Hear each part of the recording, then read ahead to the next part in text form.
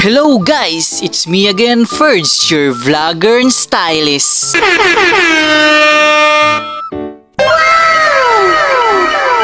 Panibagong araw, panibagong video na naman ang matutunghayan nyo ngayong araw. So ngayon ay araw ng linggo, another day, another grind na naman tayo sa work guys. Pero bago ang lahat, ngayon ay araw ng linggo at Mother's Day din ngayon. At lahat ng kasamahan ko sa trabaho na nanay ay binati ko ng Happy Mother's Day at Happy Mother's Day din po sa lahat ng mga nanay dyan. Saludo kami sa inyo sa pagiging mabuting ina sa inyong mga anak. So dito nga pala guys ay inayos na nga pala ng boss namin ang schedule ng event namin dito. At kung ano ang ibibigay niyang event sa amin ngayong araw dahil medyo marami-rami kaming event ngayong araw ng linggo. At kailangan maging maayos ang paghati ng part ng bawat event namin dito dahil meron kami kanya-kanyang event na gaganapan ngayong araw. At dahil hindi naman kami ganun kadami na stylist kaya meron talaga mga stylist na 2 backdrop ang gagawin niya ngayong araw. Isa na nga pala ako sa stylist na 2 backdrop decor ang gagawin ko ngayong araw. At nang matapos ang ibigay ng boss namin ang mga event na gaganapan namin ngayong araw, ay dali-dali na nga pala akong pumunta sa bodega at naghanap ng mga gamit ko o mga props na kakailanganin ko ngayong araw. Kaya ngayon nagmala Spider-Man na naman tayo at pakyat-akyat tayo dito. Hala, talaga naman! At ang event nga pala na nasign sa atin ngayon guys ay 2 nga pala. Isang Prince team na backdrop decor at isa namang car racing team naman guys na event for today's video. Kaya nakita nyo dito guys is nakaakyat na naman ako sa taas ng hagdanan at hinahanap ko dito ang mga props na kakailanganin ko sa Prince team backdrop natin at sa car racing team na gagawin natin na event for today's video. At nang matapos ko nga palang hanapin lahat ng kailangan kong gamit sa event ko for today's video, at dali-dali ko na ngang niyaya si Kuya Ney na umalis na kami at para makapunta na kami sa event o resort kung saan ko gagawin yung unang e-decor natin o yung event natin na Prince team. Dahil oras na din at lilipat pa ako sa kabilang event natin ng sa car racing team na kung saan ako mag-i-stay na event. Sama ko nga pala ngayong araw for today's video. Shoutout nga pala sa iyo Kuya Ney na driver namin at sa katandem ko ngayong araw na si Boss Airy naman. Shoutout sa iyo Boss Airy. Sila nga pala yung kasama ko na pupunta sa event ngayon kung saan ko gagawin yung backdrop na Prince team natin. At pagkalipas nga ng ilang minutong biyahe, nakarating na nga kami sa KJ Resort kung saan gaganapin ang Prince team event natin o kung saan ko gagawin ang decor backdrop natin na Prince team. At dito nga pala sa part na ito guys is papasok na nga pala ako sa resort upang tignan yung mismong loob ng venue natin. At dito nga pala sa part na ito guys is nakaupo si ate at nakita ko siya at sinabi ko sa kanya ay kami na naman po ulit ate. At sabi nga niya sa akin ay oo nga kayo na naman ulit at pamilyar nga sa akin yung sasakyan. At kilala na nga tayo ni ate dahil ilang beses na nga tayo nag-e-event dito sa venue nila. At na makapasok na nga kami sa venue at nang may baba na namin lahat ng mga gamit namin is dali-dali ko na rin tinayo ang backdrop ng Prince team natin at para agad tayong matapos dahil lilipat pa tayo sa kabilang event natin nasa car racing team. At ang ma-assign nga pala sa event natin na to na Prince team natin is hindi nga pala ako at ang mga kasamahan ko nga lang pala sa trabaho at iiwan ko lang din sila pagkatapos kong may tayo ang backdrop natin na mismong Prince team natin dito. Dahil nga lilipat ako sa mismong event natin mamaya kung saan ako mag-i-stay at yun yung car racing team. Kaya dito is nag-focus na muna ako sa pagtayo ng backdrop dito at meron nga pala akong sinusundan na layout nga pala dito ng pagtayo ng backdrop dahil meron sinend ang client natin mismo na prepared niya kung paano ipepwesto ang mismong backdrop natin o yung mismong design ng backdrop natin. At dapat kailangan nating sundin yun dahil nag-effort pa yung client natin mismo na edit yung mismong layout na yon kung paano itatayo ang bawat backdrop natin. At meron nga pa ang backdrop nga pala natin din ngayon ay nagagawin is meron nga palang itong 4 panels na mismong request din ng mismong client o yung mismong nasa layout din ng mismong client natin. At meron din siya mga prepared color katulad nga dun sa unang vlog ko nga dun sa preparation namin para sa event natin ngayon sa 10 and 11 and ngayong araw nga pala is or date ngayong araw is 11 at ito yung Prince team na sinasabi ko sa inyo na merong prepared color ang mismong client natin na light blue, dusty blue and royal blue. Para yan sa Prince team backdrop niya, nag-prepared niya talaga. At dito nga is nag-focus na muna ako sa paglalagay ng backdrop o sa paggawa ng backdrop natin dito. At dito nga sa part pala na ito guys is naglalagay na nga pala ako ng mga lobo dito. At meron nga pa rin pala akong katulong na naglulobo dito at hindi lang ako mag-isa ang nagsiset up dito dahil kailangan ko rin ng assistant na maglulobo o magpapump ng balloons natin na para ang gagawin ko na lang is magkakabit na lang ako ng lobo dito at ipupwesto kung saan dito dapat ipwesto. At para mapabilis din ang trabaho at hindi tayo ganun kabagal lalo't meron pa tayong kabilang event na lilipatan ngayong araw at yun yung car racing team at kailangan natin itong matapos para hindi tayo mahabol sa oras dun sa kabila. At nang matapos ko ang may kabit yung lobo dito guys is pinesto ko na rin yung mga ibang kailangan pa na ipwesto dito katulad ng upuan, ang numbers natin at ang kickstand natin at hindi lang yan dyan natatapos guys dahil kailangan pa nating lagyan ng pangkapal yan katulad ng nakikita nyo ngayon dahil kailangan pa natin lagyan ng mga tinatawag na sinasabi namin kailangan maliliit na lobo, kailangan maglagay din tayo ng malalaking lobo o yung tinatawag na highlights para mas maging lumabas o para mas maging attractive yung mismong backdrop design natin. At matapos ko ang maglagay na maliliit na lobo at malalaking lobo dito o tinatawag nating highlights ay sinimulan ko na rin ang pagkat ng name ng mismong client natin o yung mismong birthday celebrant natin for today's video. At para matapos na rin tayo agad at makalipat tayo sa next event natin na sa car racing team dahil oras na rin dyan. At magsiset up pa tayo sa kabilang event natin na kung saan tayo mag-i-stay ngayon at yun yung car racing team. At ito na nga pala is natapos ko na nga pala dito ang Prince team natin at sounds and lights na lang hinihintay at para mas lumawas pa ang tunay na ganda ng backdrop na ginawa natin. At dahil natapos ko na nga ang Prince team natin o yung sa unang event natin na decor is dito nga sa part na ito guys is pabiyahe na kami papunta sa next event ko ngayong araw at yun yung car racing team. At pupuntahan nga palang resort natin guys o ang pangalan ng resort na kung saan tayo mag-i-event ngayon guys is Lele Balay Resort yan guys. Yan nga pala ang event or yung resort kung saan tayo mag-i-event for today's video sa car racing team natin guys.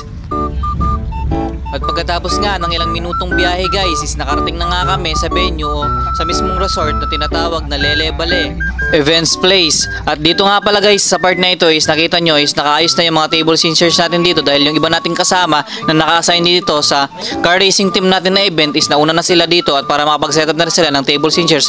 At para pagdating ko is backdrop setup na lang ang ayusin natin at itatayo pati na rin ang photo booth natin. At na makarating ako sa resort guys o sa venue kung saan tayo mag-event for today's video is kinausap ko na nga yung client natin o yung kapatid ng client natin para tanungin kung saan ipepwesto ang backdrop natin pati na rin ang buffet table natin. At na matapos nga natin makausap yung client natin about sa backdrop kung saan natin itatayo ito at napag-desisyonan nga ng client natin na sa loob natin siya ng venue itatayo kung saan yung may aircon.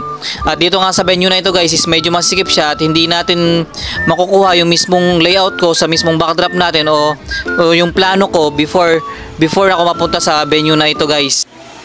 Kasi guys, bago nga pala ako pumupunta sa venue o sa resort na pupuntahan natin is pinag-iisipan ko na ng mabuti kung paano natin itatayo yung backdrop natin para pagdating natin dito sa mismong venue is hindi na tayo nag-iisip at tinatayo na lang natin ito agad. Pero sometimes talaga na pagdating talaga natin sa venue mayroon talaga mga desisyon o mga plano natin na nagbabago talaga regardless sa mga nakikita o sa naabutan natin sa mismong venue kung malaki ba ito o masikip yung stage kung saan natin natatayo yung mismong backdrop natin. Kaya being a stylist guys is dapat lagi tayong maging ready o lagi tayong may plan B sa mga ganitong situation kasi hindi lahat ng pinagpaplanuhan natin sa bahay is yun yung mismong nagagawa natin pagdating natin sa mismong resort o sa mismong venue kung saan natin gaganapin yung mismong event.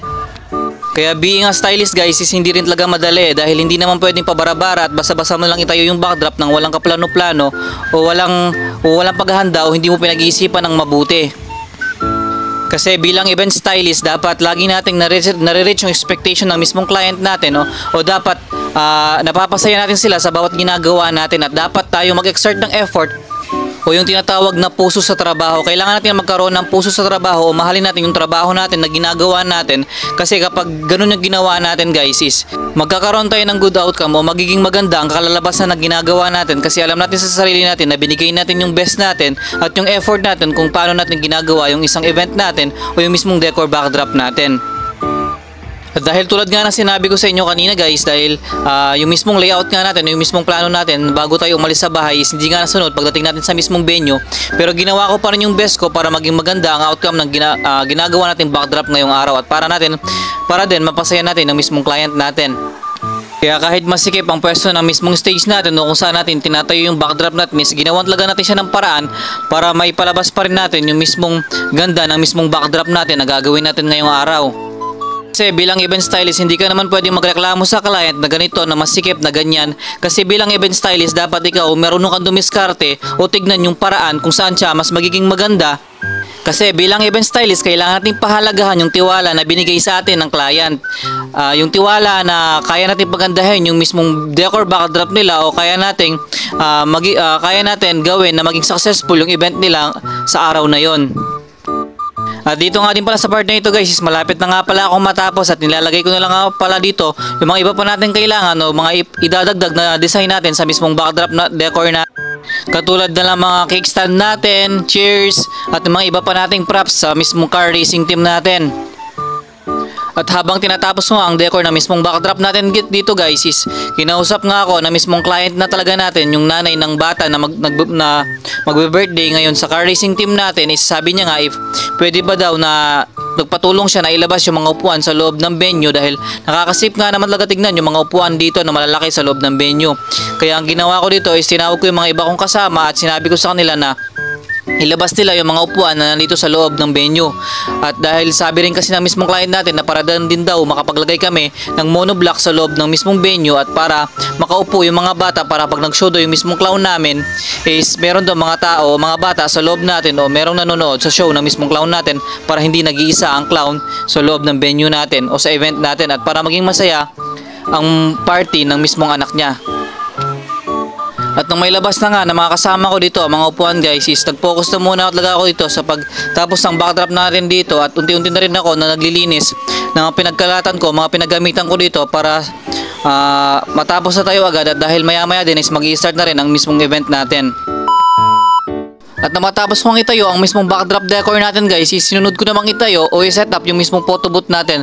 Tulad nga ng sinabi ko sa inyo sa last vlog natin guys, is hindi lamang basta-basta pang i-stylist lang ang ginagawa ko guys, is minsan din nag-ooperate din ako ng photo booth. Kumbaga all around worker talaga ako ng Arkins Nate Events and Catering Services. Kumbaga minsan is kapag full package talaga yung kinukuha ng mismong client namin, is nag-ooperate talaga ako ng photo booth namin dito guys. At ang mga kasama ko nga pala na listino dito sa event guys, is wala nga pala kaming babaeng kasama dito guys. At ang mga kasama ko lang pala dito guys, is lahat pala kami is mga lalaki. At habang nagsiset up nga ako ng photo booth dito guys, is sinabihan ko na rin yung mga iba kong kasama na wala nang ginagawa at tapos na sa kanila mga ginagawa, is sinabi ko sa kanila na magbihis na sila o maligo na sila dahil maya-maya din is mag-i-start na ang mismong event natin. Alam nyo ba dito guys, habang sineset up ko yung photo booth dito is pawis na pawis talaga ako dahil sa sobrang init dahil dito ba naman nakatutok yung mismong sinag ng araw. Pero bilang isang raketero at event stylist is hindi tayo basta-basta madaling sumuko dahil alipin tayo ng salapi. Hindi joke lang guys. Paano masabi? Dahil kaya hindi tayo basta-basta sumusuko sa mga ginagawa natin dahil meron tayong gusto makamit o patunayan sa mga tao na balang araw is makakamit natin yon. At matapos ko nga palang i-set up yung photo booth natin dito guys, is nagbihis na rin ako at pagkatapos ko nga magbihis is binidyohan ko na nga muna yung ginawa natin o yung natapos natin for today's video. At ito nga pala ang outcome na ginawa natin ngayong araw guys at sana magustuhan ninyo. Yan nga pala yung ginawa nating backdrop o design ngayong araw guys at yan lang pala yung kinaya natin guys dahil medyo masikip ang pwesto natin, but alam ko rin sa sarili ko guys na ginawa ko pa rin yung best ko para may palabas pa rin natin yung mismong ganda o yung mismong team ng mismong event natin for today's video guys. At yan nga pala is car racing team. Tingnan nyo siya guys, yan nga pala ang nagawa natin for today's video guys. Kaya sa mga naghahanap ng full package catering services dyan, mag-Arkins Nate Events and Catering Services na kayo. Proven and tested na ito guys. Kumbaga parang sa gamot, subok na subok na. Oh my God! Wow! Habang hindi pa nga nag-i-start ang program dito guys, is kinausap ko na nga muna yung MC natin o yung clown natin na dating gawin na papa-open ko muna ang photo booth natin habang hindi nag-i-start ang program at para hindi mainip ang mga tao at para makakuha din sila ng souvenir picture sa mismong event natin for today's video na car racing team. At nang ma-open nga natin ang photo booth natin dito guys, is marami-rami din na mga nagpa-picture dito at nakapila talaga sila at gustong-gusto din talaga nila magpa-picture at para makakuha din sila ng souvenirs picture sa event natin for today's video guys. At habang nag-ooperate nga ako ng photo booth dito guys, is maya rin is narinig ko na rin ng MC natin o yung clown natin na sisimulan nila daw ang program natin o yung pag-welcome ng mismong birthday celebrant natin. At dito nga pala sa part na ito guys is nag-start na nga ang program natin o yung mismong pag-welcome sa mismong birthday celebrant natin dito guys. At dito nga is hindi nga pala ganun kadami ang bisita ng mismong client natin dito dahil hindi naman lahat ng upuan natin is nakaupo o baka dahil nakatayo lang sila dahil pala nandito pala sila sa loob ng mismong venue natin dahil pinapanood nila yung mismong program o yung mismong kaganapan sa mismong loob ng birthday party ng anak o yung mismong event natin for today's video guys. At nag-show nga pala dito yung clown guys, kaya pala dito pala sila sa loob ng mismong venue guys dahil pinapanood nila na mag-show ang clown natin dito. At nagpapa-games nga pala sa mga bata ang clown dito guys. At sila nga pala yung mga kasama natin dito sa event natin ngayon guys. Shoutout nga pala sa mga kasama ko na sila Boss Airy, sila Boss Gino at sa dalawa pa namin kasama na hindi ko kilala dahil baguhan pa lang sila. At sa driver din namin na si Kuya Rene at Kuya Ney at sa sounds and light namin na si Kong Greg. Shoutout sa inyo guys. Para sa part na ito guys, sinopen ko na muna ulit ang photo booth natin habang nagpo-program sila sa loob ng venue. At para ang mga ibang bisita ng client natin is na nasa labas, makapagpa-picture sila sa photo booth natin at makakuha rin sila ng souvenirs picture natin sa event natin for today's video na sa car racing team. At dito nga guys is may dalawang dalaga na nagpa-picture dito guys at nagtanong pa sila sa akin ba't naka-video daw sabi ko naman is naka-vlog ako kaya naka-video tayo guys. Shoutout sa inyong dalawa ate. At dito nga sa part na ito guys, habang continuous pa rin ako sa pag-ooperate ng photo booth ito guys, is maya lang din is dumating yung mismong client natin at magpapapicture din sila sa photo booth natin at para makakuha din sila ng souvenirs picture nila. Shoutout nga pala sa client namin na napakabait at masikaso sa workers ng Arkins State Events and Catering Services. Maraming salamat ma'am, napakabait nyo ma'am, saludo kami sa inyo. Maya nga lang din is nagsalita yung clown natin o yung MC natin na in-announce niya na ang exciting part ng event natin at yun yung eating time. At dito nga sa part na ito guys is tapos na nga kumain lahat ng mga bisita natin at ang client natin dito. At sinabi ko sa mga kasama ko na magligpit na sila ng kalat sa lamesa at tanggalin na nila lahat ng mga dumi na pinggan sa lamesa at para makapaghugas na rin ako ng pinggan. At nakita nyo dito guys is kami dalawa ni Kuya Rene nga naghugas ng pinggan dito dahil wala kaming kasamang babae dito. Kaya nagdesisyon kaming dalawa ni Kuya Rene na kaming dalawa na lang maghugas ng pinggan dahil wala namang iba nagagawa nito dahil wala nga kaming ibang kasama na babae. Tulad nga ng sinabi ko sa inyo guys, hindi lamang ako basta stylist o photographer ng photo booth, minsan din is dishwasher din ako ng pinggan. Kaya sinasabi ko sa inyo na ang trabaho namin bilang Arkins State Events and Catering Services is all around talaga ang ginagawa ko dito guys. Kaya kung naghahanap ka ng 3-in-1, saan ka pa? Kay Purge ka na, hindi, joke lang. At dito nga pala sa part na ito guys is patapos na kami at nagliligpit na kami ng mga gamit namin dito. At dahil oras na rin at para makauwi na kami agad at para makapagpahinga. Pero bago matapos ang video nito is gusto ko lang magpasalamat ulit sa client namin na napakabait. Maraming salamat ma'am sa binigay niyong tiwala sa Arkins State Events and Catering Services. At maraming salamat din sa binigay niyong tip at malaking bagay po yun sa amin. Maraming salamat po. God bless. At hanggang dito na lang, maraming salamat sa panonood. It's me again, Ferds, your vlogger and stylist. See you on my next video. Bye-bye!